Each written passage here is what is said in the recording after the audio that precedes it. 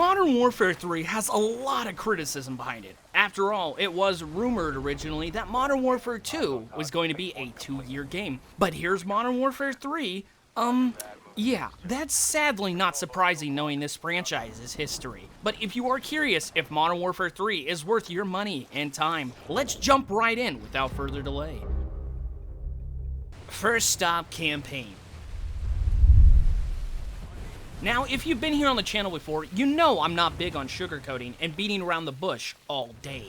I'm here to give you the info you want to know in a reasonable short time frame. So, here is the best way to describe the campaign coming from a well-known celebrity. It's the biggest piece of dog shit. Seriously, it takes like 3 to 4 hours to beat with no impactful events happening. Maybe like a 1-minute clip in the end credits, but that's it. It most likely will take people longer to download the campaign than actually play it. The story plays like DMZ mode, and the only good things I could possibly say about it is the graphics are decent, and being someone who loved the days of Verdansk and Warzone, they use some familiar locations from that map throughout this so-called story. Our next stop is zombies. I wasn't expecting much with this mode, to be honest. From the rumors I heard of it being like Cold War's Outbreak mode, where you free roam and zombies would spawn randomly throughout the map in little hordes, that was awful. It wasn't round-based like traditional COD zombies that I grew to love. I felt like this would be something to easily skip over. However, when I loaded it up, surprisingly, it wasn't half bad, as the mode plays like DMZ, but with zombies and AI around the map of Urzikstan. Only being PvE, meaning you don't have to worry about other users trying to kill you. They can't.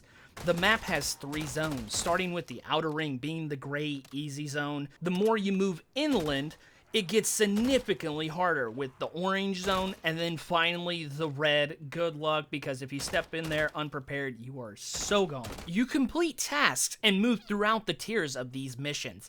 At the very end of a section of tasks, there will be a story mission to complete. These are separated into 3 acts. I've put a few hours into this mode, but one of the things I guess I could have lived without is that there is only a 45-minute timer before you have to exfil and get out.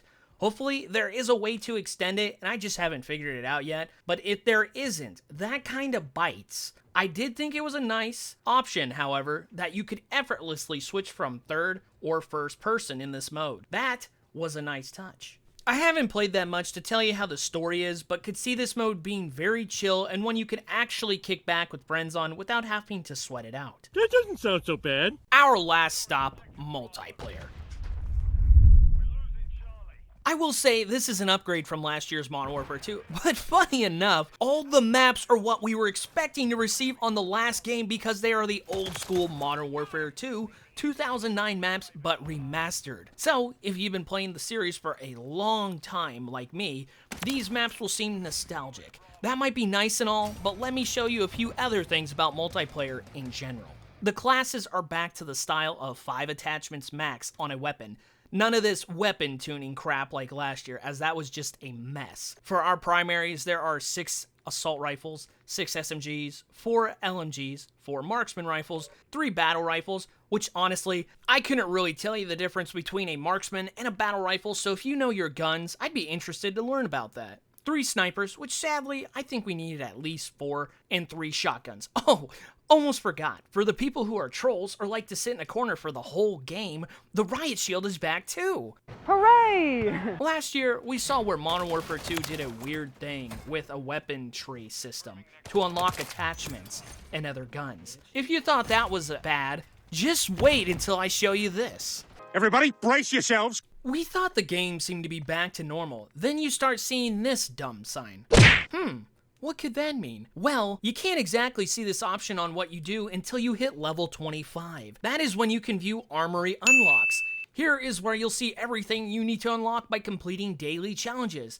Basically, everything is tied to this. Guns, perks, kill streaks, lethals, tacticals, attachments, etc. if I left anything out. The real kicker with this system is you only get 3 challenges a day, and if you complete those, a bonus challenge will be given. In multiplayer, the bonus challenge will be win a match, and this can be done an unlimited number of times for that day. With skill-based matchmaking, that is easier said than done at times, because your lobbies may be filled with sweaty streamers, people who live on the game and don't know what the outside world is, and sometimes even the pros. There is so many items to unlock by having to do this method, it's going to take the casual player who might only get to play a couple hours here and there a long time to get everything. There is a way you can unlock a handful of the items, but not all of them with an alternative method, by going into what I'll call the ZMZ mode, or zombies, and extracting with it.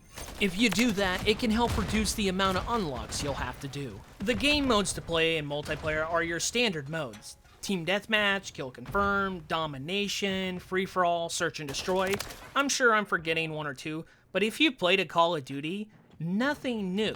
You can choose regular or the hardcore option. For the gameplay itself, I think aside from skill-based matchmaking, putting me into every sweatfest imaginable, it's decent. There is definitely work needing to be done as spawns are hell, though it's better than last year's Modern Warfare 2 still. Having a form of slide canceling helping movement be a little cleaner, but not as broken like in previous titles. The time to kill is doable, and even sniping is back to being enjoyable. I will say, if you don't absolutely love multiplayer and what it has become the last few years, being very competitive in each match, as sadly the casual classic days of COD seem to be dead and gone, this game isn't going to be it. Yes, I don't even think the zombies mode is strong enough for the asking price of this game. $70 is a ridiculous asking price for this game, to tell you the truth.